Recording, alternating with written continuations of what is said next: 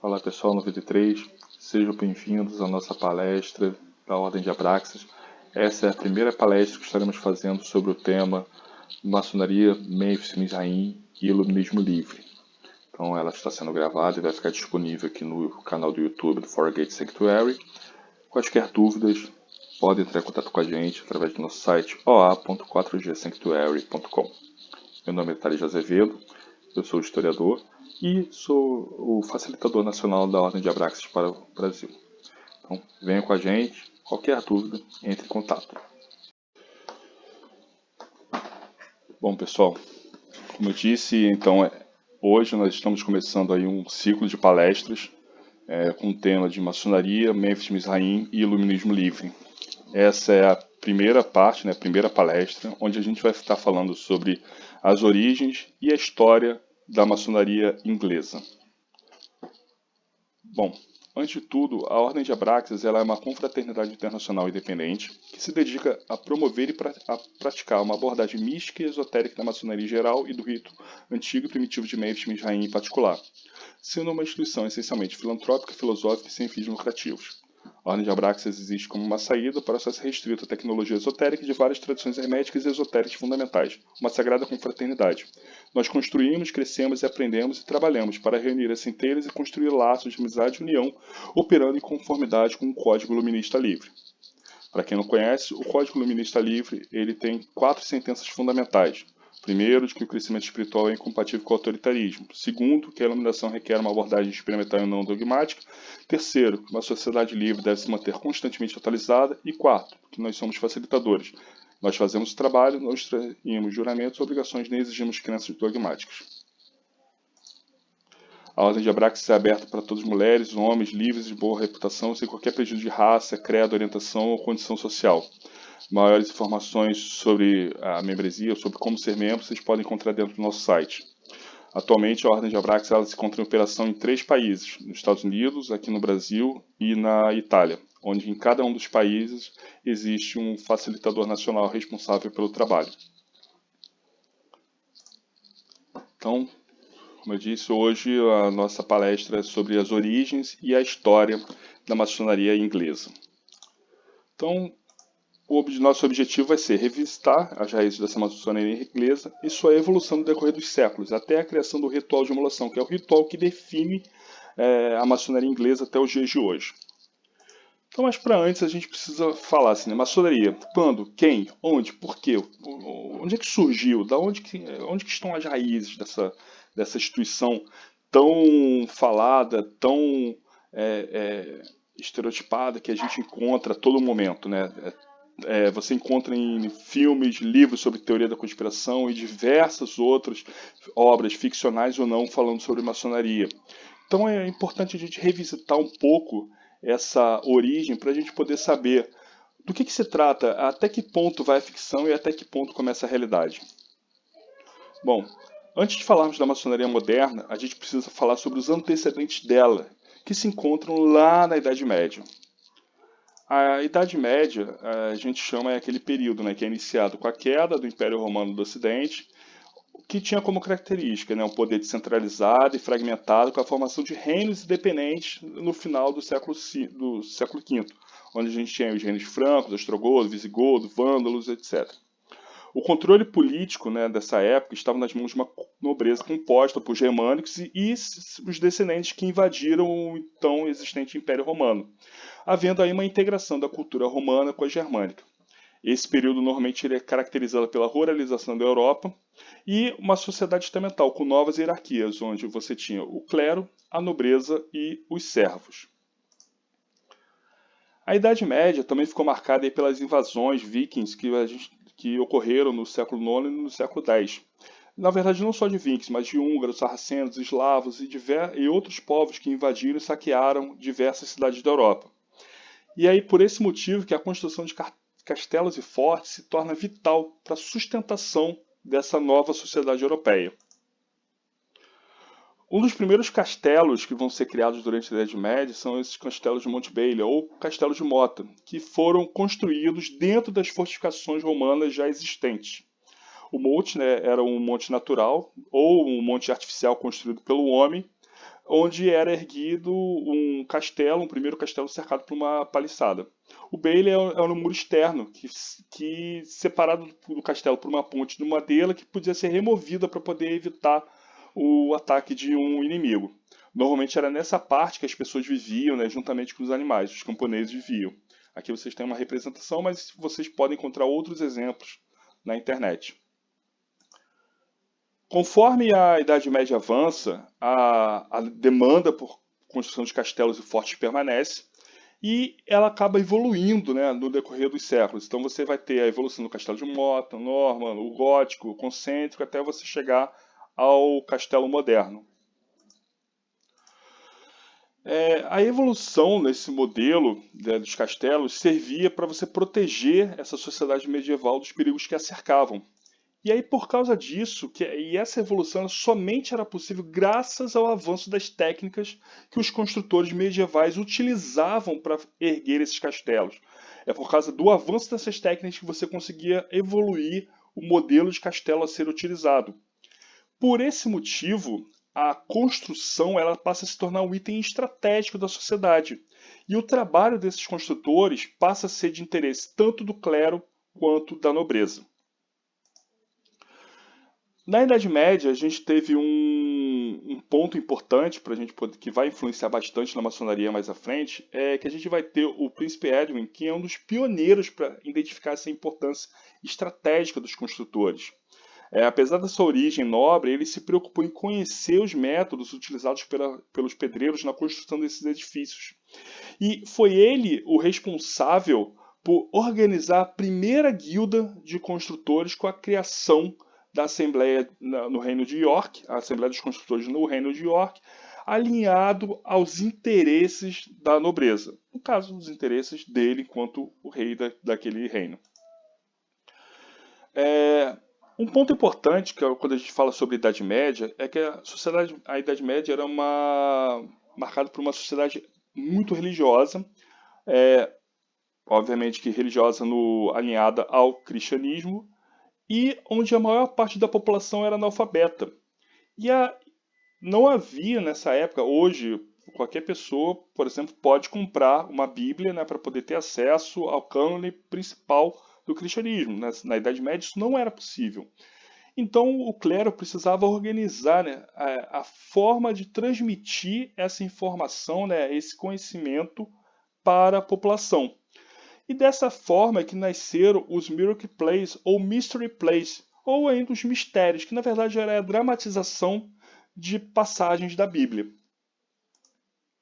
Esses Mystery Plays eles costumavam ser patrocinados ou por nobres, ou em alguns casos por algumas guildas comerciais, guildas de construtores. Em ambos os casos, o objetivo era mostrar poder, né, buscando a admiração da população e fazendo um favor para o clero, ou seja, de promover a divulgação do cristianismo. No caso das guildas de construtores, era comum que as mesmas patrocinassem mistérios, né, que fizessem referência ao rei Salomão e à construção do Templo de Jerusalém, trazendo assim um objetivo sagrado, divino, né, ao ofício da construção. Os alojamentos, né, das guildas eram espaços comuns de pedreiros, nobres, militares e clérigos. Alojamento em inglês é o lodge, que acabou sendo traduzido, né, no Brasil a gente acabou utilizando o termo loja, mas na verdade o termo loja ele vem dessa corruptela do alojamento. Esses mystery plays eles podiam ser encenados dentro do alojamento para poder criar um senso de coletividade entre os membros novos e antigos. Não só utilizado nas feiras medievais, eles também tinham essa função interna dentro do ambiente da guilda, que ocorria basicamente dentro desses lodges.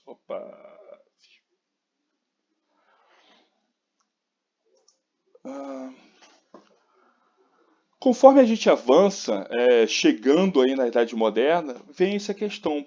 Construir castelos e construções em pedra continuava a ser importante. Na Idade Moderna você já começa a surgirem outros perigos, você já começa a ter a utilização massiva da pólvora. Então, construir castelos de pedra já não passa a ser tão importante assim, já não passa a ser um item tão estratégico assim para poder reunir nobres, cavaleiros e o clérigo. E aí, o que acontece com essas fraternidades que surgiram, né, com essas guildas que surgiram na Idade Média, né, com todo essa tradição que havia sido criada? Bem, essas fraternidades, né, essas guildas, elas começam a trocar os antigos espaços de trabalho pelos pubs e pelas tavernas. As guildas, né, essas guildas que se reuniam até então nos locais de trabalho, elas passam então a ir se reunirem nos pubs. Afinal, ela já tinha toda uma tradição, toda uma cultura criada, reunindo nobres, reunindo construtores, reunindo até pretendentes na nobreza, que viam, né, nesses mystery plays uma forma de diversão social e religiosamente aceita. A Idade Moderna, ela também vai ser caracterizada por um outro ponto, que são as disputas religiosas entre católicos, né, posteriormente anglicanos e, mais à frente, os protestantes. É durante a Idade Moderna que vai existir a primeira crise na nobreza, que são a dinastia dos Tudors, né, que é uma dinastia inglesa, que vai criar o anglicanismo. Para quem não viu, tem um seriado da HBO, um seriado já relativamente antigo, né, que conta, né, o nome do seriado, inclusive, é Tudors, que vai contar a história de Henrique VIII, como é que ele vai criar, né, os motivadores, né, para a criação do anglicanismo, para essa separação da Igreja da Inglaterra do domínio papal. Só que essa dinastia, os Tudors, o último monarca dela vai ser a Rainha Elizabeth I, que falece em 1602 sem deixar nenhum herdeiro. Os Tudors passam a ser sucedidos pelos Stuarts. Só que aí surgem dois problemas. Primeiro, os Stuarts são escoceses. E segundo, eles são católicos. O resultado disso é um rei que vai ser deposto do seu trono. Os Stuarts então passam a ser sucedidos pelos Hanover, que não são escoceses e não são católicos. Ou seja, sucesso. Só que aí vai surgir um pequeno problema, tá? Os Hanover que vão suceder, eles não são escoceses, mas eles também não são ingleses. E aí vem aquela questão, um rei escocês é ruim, um rei não escocês é ótimo, um rei não inglês, Isso pode soar estranho pra gente, tá? O fato da Inglaterra ter um rei que não seja inglês. Só que ter um rei não inglês, ter um rei que não seja da mesma nacionalidade, não era algo anormal para a sociedade medieval. Se a gente for pegar um exemplo, todo mundo já ouviu falar sobre Ricardo Coração de Leão, certo? Seja na história seja por causa dos duelos dele com Saladino, seja por causa da história de Robin Hood. Por exemplo, Ricardo Coração de Leão, por exemplo, ele sequer falava inglês. Ele era um rei normando e na Normandia é uma região do norte da França. Então ele não falava inglês. O Hanover, obviamente que conforme a Idade Média, né, vai chegando na Idade Moderna, essa visão de ter um rei que não seja natural daquele país ou que sequer domine o idioma daquele país, passa a ser menos usual. Mas não é impossível. É algo que pode sim acontecer, tanto que de fato aconteceu.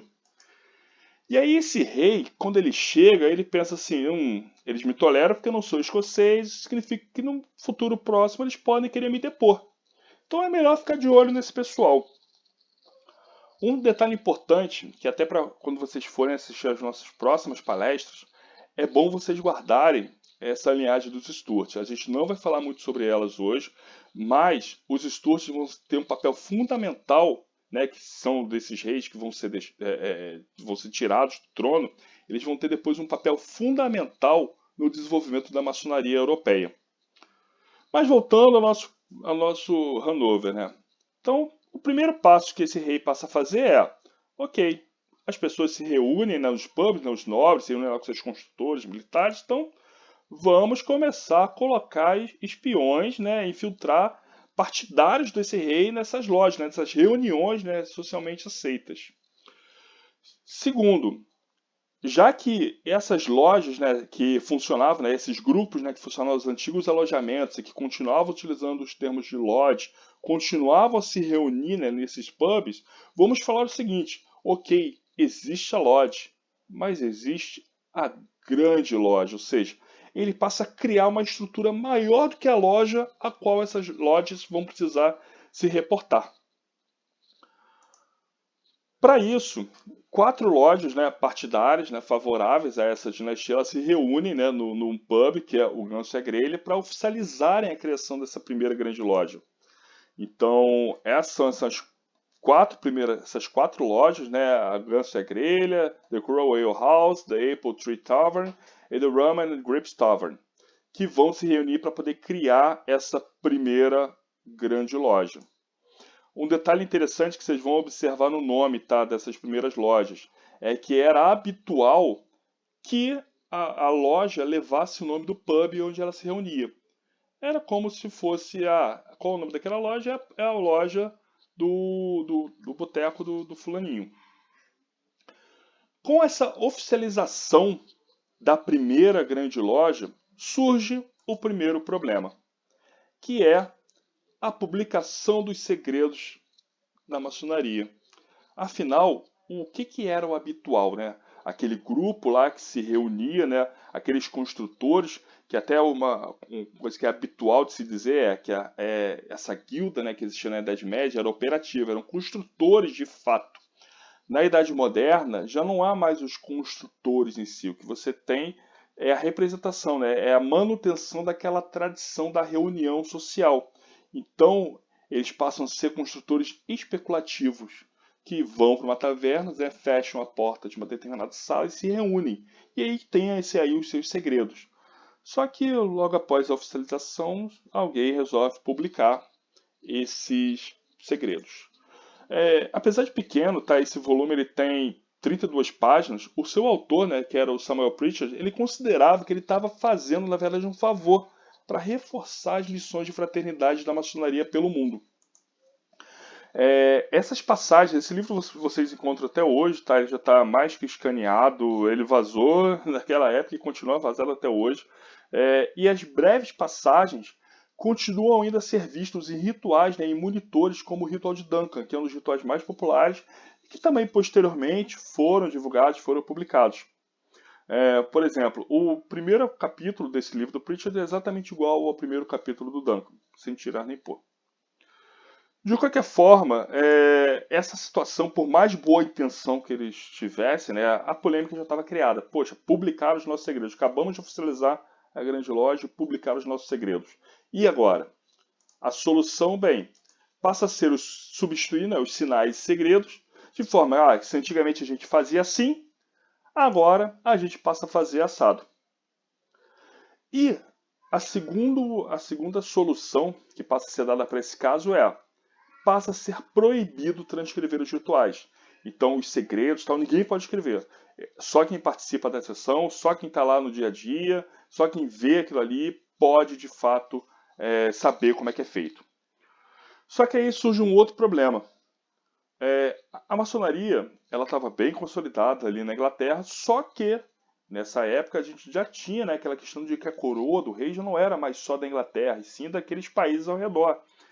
E na hora que os ingleses criam essa estrutura, criam essa grande loja, mudam os segredos, eles esquecem de consultar os escoceses e os irlandeses. E aí surge um outro racha, que vai ter o modo inglês de fazer maçonaria e o modo escocês com o modo irlandês. Essa crise acaba afetando também a própria maçonaria na Inglaterra, onde você passa a ter a criação de duas grandes lojas. Uma, que é a grande loja dos modernos, que vai seguir todo esse ritual com esses segredos modificados. E a segunda, que é a dos antigos, que vai falar que tem que manter os mesmos rituais, os mesmos sinais, tal como os escoceses e irlandeses fazem, independente de ter sido publicado ou não. Essa divisão na maçonaria ela vai se estender até o final do século XVIII, quando o grão-mestre, né, dos antigos e o grão-mestre dos modernos vão então se reunir para iniciar, né, o processo de reunificação. Então, em 1809, né, a Grande Loja dos Modernos, ela funda uma loja, que é a Loja Promulgação, que vai estudar as bases da maçonaria. E em 1810, a Grande Loja dos Antigos funda a Loja de Instrução de Burlington, para poder estudar os rituais.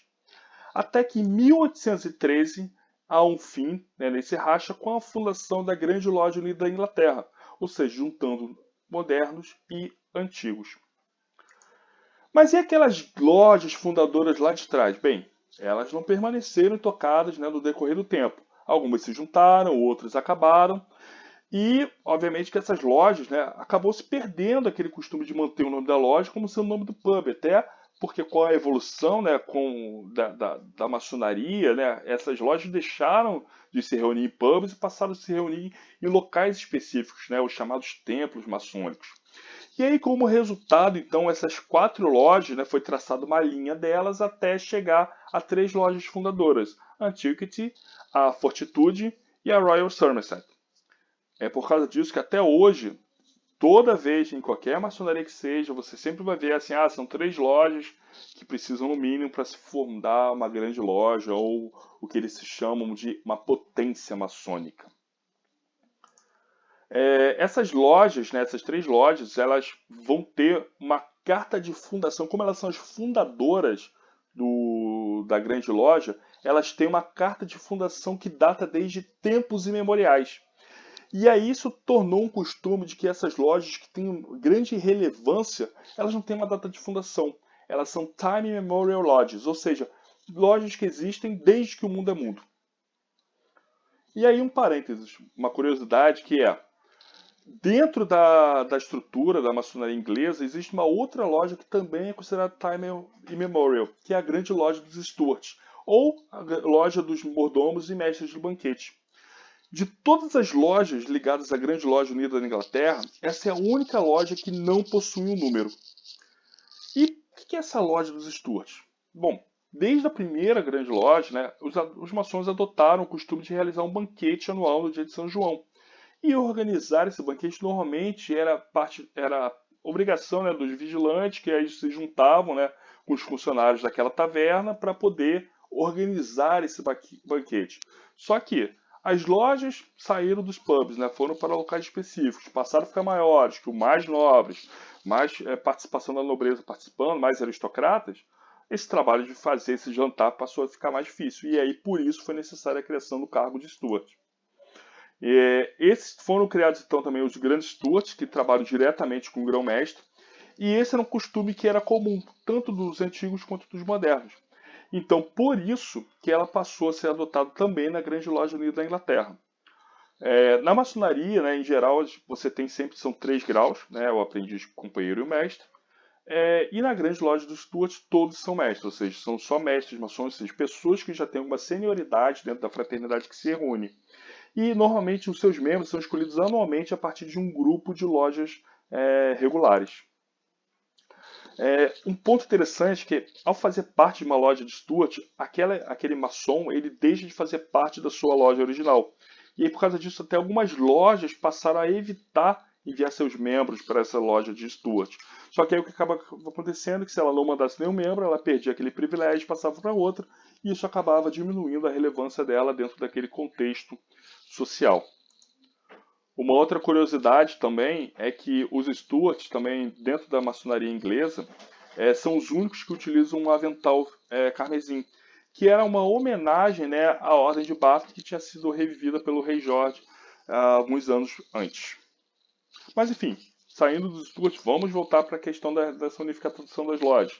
Pô, mas qual o ritual que eles usavam? Quais sinais? Quais toques que eles utilizavam nessa nova grande loja aí unida? E aí a gente pode citar um grande escritor maçônico que ele diz o seguinte: o modo de abrir e fechar loja, conferir graus, instalação e outras funções constitui um sistema de cerimônias que são chamados de ritual, em cada qual a jurisdição maçônica e a autoridade superintendente deve existir que o ritual seja o mesmo. Porém, é aceitável que existam diferenças entre ritos e jurisdições. O importante é que isso não afeta a universalidade da maçonaria. O ritual é apenas a forma extrínseca, apenas a forma externa. A doutrina da maçonaria, que está em toda parte, continua a ser a mesma. Então, essa união, né, dessas grandes lojas, então eles passam a trabalhar no que vai ser chamado de um ritual de conciliação, Então, em 1803 eles fundam essa loja de reconciliação para criar um ritual unificado. Em 1816 esse novo ritual é apresentado. Em 1817, então, tem a fundação de uma loja de instrução chamada Estabilidade, que é para divulgar esse ritual unificado, e que de fato acontece em 1818. Alguns pontos de atenção. Em virtude dos problemas, né, que ocorreram no passado, que até que geraram o cisma, né, continua ainda sendo proibido transcrever os rituais. Então todo aquele trabalho, né, dessa loja de reconciliação ele não foi escrito, ele era feito de forma verbal, né, de um maçom para o outro, da mesma forma como todo conhecimento e reconhecimento entre aqueles membros era feito de forma oral, para poder evitar novos vazamentos. E aí surge a necessidade da criação, que vai existir até hoje, de uma outra instituição, que são as lojas de instrução, que não são corpos plenos, na verdade elas não são feitas para poder iniciar, né, pessoas, nem para passar de grau. Servem como um ambiente de treinamento de instrução para membros já iniciados na maçonaria. E aí essas lojas de instrução, por elas não serem lojas plenas, normalmente elas são patrocinadas por alguma outra loja, que essa sim seria uma loja regular. Seria como se eu dissesse, por exemplo, que uma loja, por exemplo, a Cássia 45, patrocinaria uma loja de estudos, a Cássia número 46. Em virtude, né, dessa regra, né, que é criada, então, em 2 de outubro de 1823, os membros, né, dessas duas lojas de instrução passam a se reunir em uma única loja, a Emulation Lodge of Improvement for Master Masons, ou seja, loja de emulação de aperfeiçoamento para mestres maçons. Que a finalidade dessa loja não era outra senão prover instrução para todos aqueles que fossem assumir cargos de oficiais dentro de uma loja, ou seja, era realmente uma loja para ensinar como fazer aquele ritual, como fazer a maçonaria à maneira inglesa.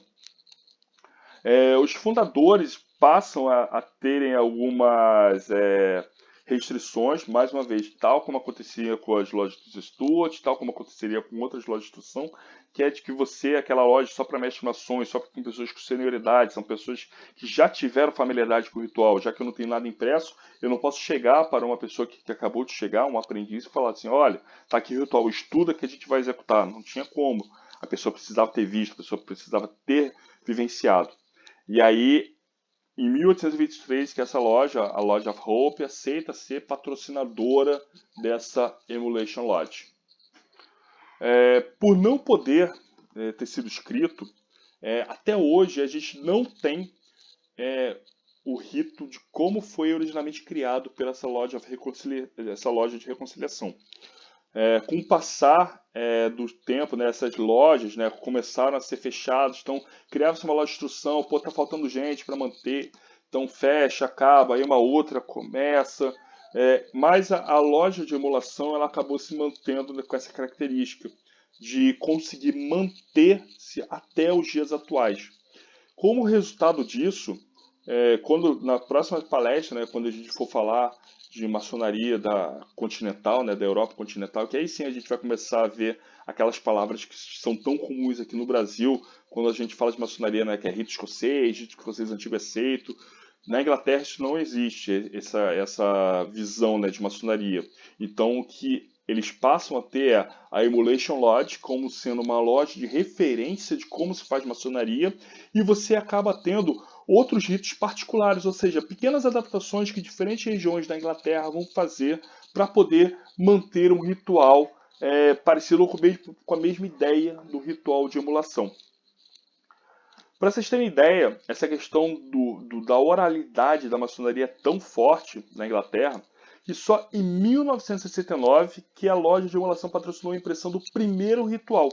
Ou seja, desde o século XVIII até o século XX, nenhum ritual foi oficialmente publicado da maçonaria na Inglaterra.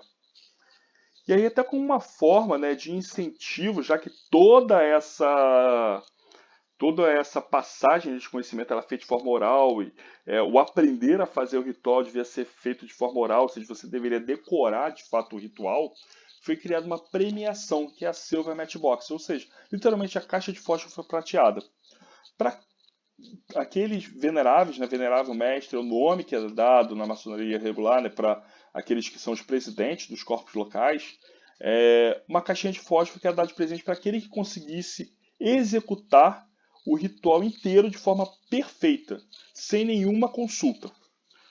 E para aqueles que conseguissem, né, para cada nova execução, essa caixinha recebia uma marca, até que após 4 execuções, ou seja, tinha que fazer a primeira para poder receber a caixinha, e depois de mais 4 execuções daquele ritual perfeitamente, só assim você receberia uma marca ali de Complete Record, ou seja, para mostrar que você tem a perfeição da ritualística maçônica.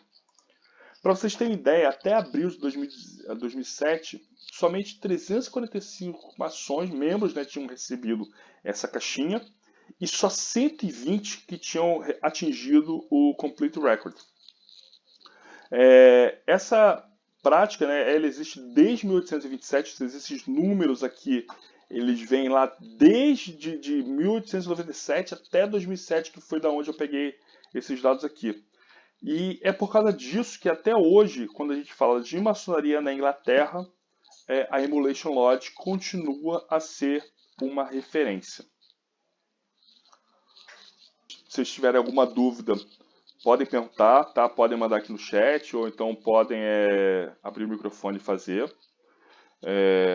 As nossas próximas palestras, que elas vão ser divulgadas aí no decorrer dos nossos canais, a gente deve falar aí sobre maçonaria europeia, o modus operandi maçônico. A gente deve ter uma também para falar um pouco sobre esoterismo, teologia dentro da maçonaria. E aí sim, para a gente falar a próxima sobre o rito de Memphis Mijaim e entrar no iluminismo livre.